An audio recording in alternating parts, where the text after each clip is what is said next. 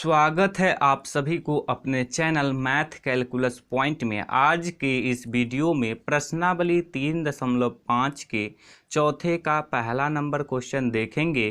Question में दिया है एक छात्रावास के मासिक व्यय का एक भाग नियत है तथा शेष भाग इस पर निर्भर करता है कि छात्र ने कितने दिन भोजन लिया है।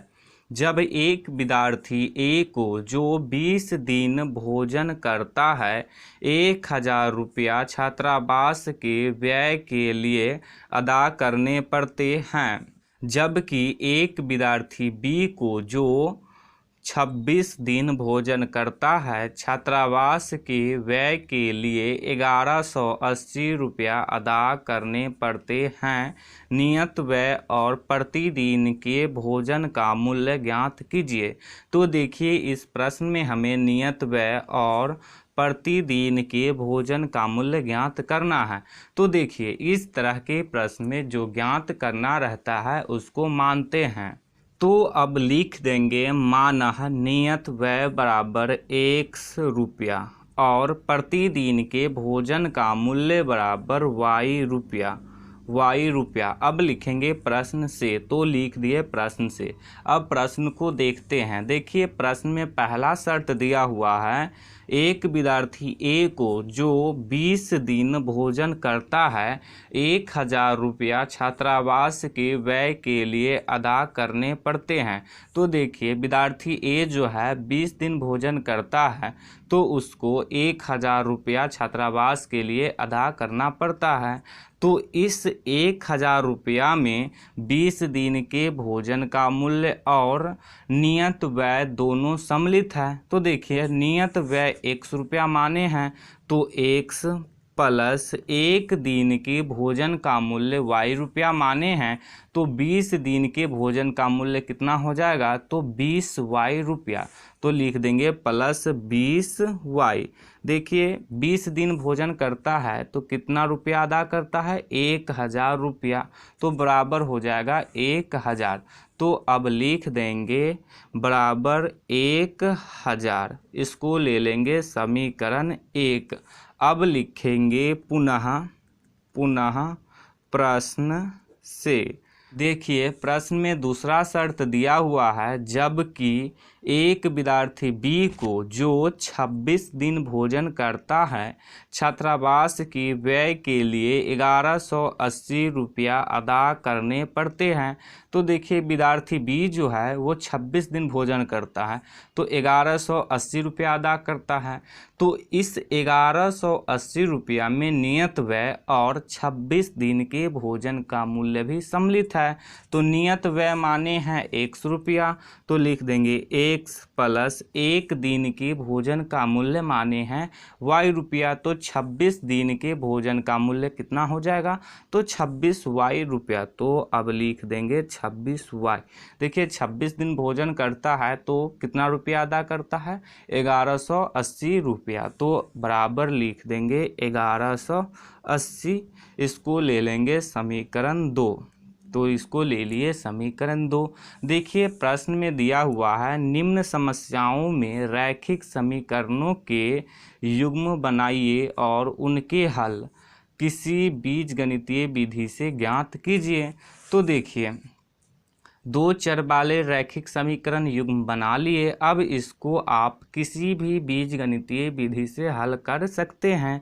आप चाहे तो प्रतिस्थापन विधि से कर सकते हैं, आप चाहे तो विलोपन विधि से भी कर सकते हैं, आप चाहे तो वज्र गुणन विधि से भी हल कर सकते हैं। तो चलिए हम इसको विलोपन विधि से हल करते हैं। विलोपन विधि से हल करने के लिए किसी एक चर पद को विलुप्त करते हैं। किसी भी चर पद को विलुप्त करने के लिए उसकी गुणांक को बराबर करते हैं। तो देखिए समीकरण 1 और समीकरण 2 में पहले से x वाले चर पद का गुणांक बराबर है।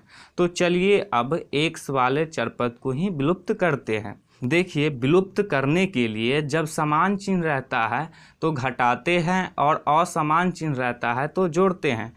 तो देखिए, समीकरण 1 में x वाले चर पद है प्लस में और समीकरण 2 में भी x वाले चर पद है प्लस में, तो ये दोनों समान चिन्ह है। तो अब समीकरण 1 में से समीकरण 2 को घटाएंगे, तो इसके लिए अब लिखेंगे समीकरण 1 माइनस 2 से समीकरण 1 है x प्लस 20y बराबर 1000 और समीकरण 2 है x प्लस 26y बराबर 1180। देखिए, जब एक समीकरण में से दूसरे समीकरण को घटाते हैं तो चिन्ह बदल जाता है। ये x प्लस में है तो हो जाएगा माइनस में, ये प्लस में है तो हो जाएगा माइनस में, ये भी प्लस में है तो हो जाएगा माइनस में। अब x में से x को घटाएंगे तो 0 बच जाएगा, यानी कि ये दोनों कट जाएगा। अब 20y में से 26y को घटाएंगे तो ये बच जाएगा -6y, बराबर का चिन्ह है तो बराबर का चिन्ह। 1000 में से 1180 को घटाएंगे तो ये बच जाएगा -180। देखिए, बराबर के दोनों तरफ माइनस का चिन्ह है तो माइनस से माइनस कैंसिल हो जाएगा। हमें सिर्फ y का मान चाहिए, तो इसके लिए 6 को बराबर के इस तरफ से इस तरफ लाएंगे।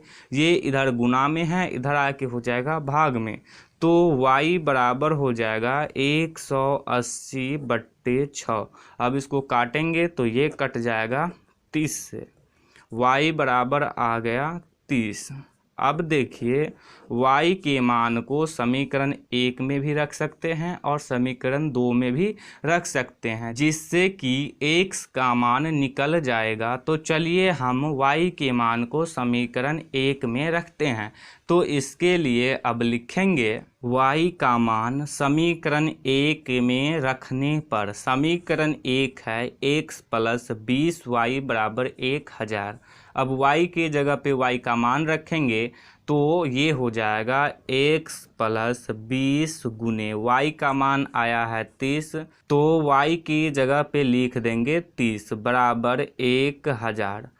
x प्लस 20 को 30 से गुना करेंगे तो ये हो जाएगा 600 बराबर 1000।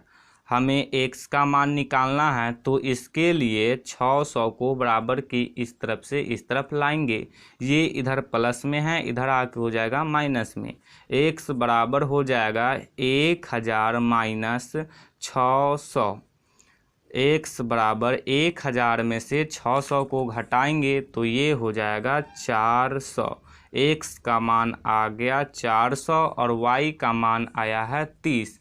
तो देखिए, नियत व्यय माने हैं ₹1 और प्रतिदिन के भोजन का मूल्य माने हैं ₹y। तो अब लिख देंगे, अतः नियत व्यय बराबर ₹100। x का मान आया है 400, तो नियत व्यय हो जाएगा ₹400। अब लिख देंगे प्रतिदिन के भोजन का मूल्य बराबर ₹y। देखिए, y का मान आया है 30, तो प्रतिदिन के भोजन का मूल्य हो जाएगा ₹30।